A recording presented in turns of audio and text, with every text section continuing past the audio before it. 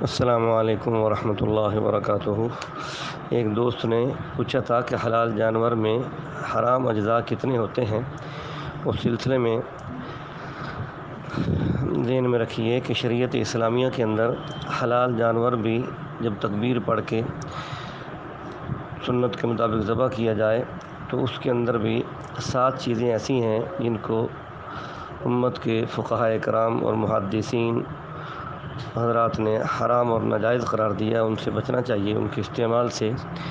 اس میں نمبر 1 تو بوقت ذبح بہنے والا خون، نمبر 2 پتا، نمبر 3 مثانہ، نمبر 4 غدود، نمبر 5 مادہ کی پیشاب گاہ، نمبر 6 نر کی پیشاب گاہ، نمبر 7 کپورے۔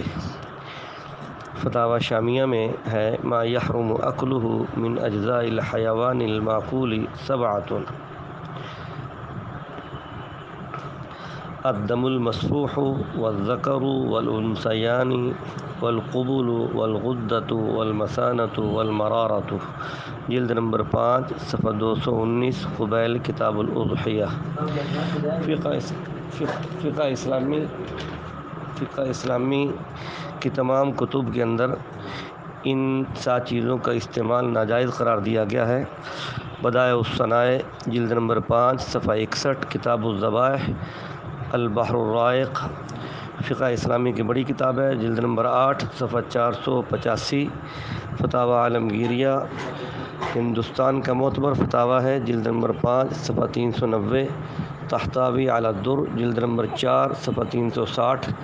اسی طرح احادیث کی کتب کے اندر بھی اس چیز کو منع قرار دیا گیا ہے۔ حوالے کے لیے نمبر 1 مصنف عبدالرزاق جلد نمبر 4 صفحہ 535، سنن الکبریٰ للبیہقی جلد نمبر 10 صفحہ 7، کتاب الآثار لامام محمد الشیبانی صفحہ نمبر 179، مراسیل ابو داؤد صفحہ نمبر 19، الکامل لابن عدی جلد نمبر 5 صفحہ 12۔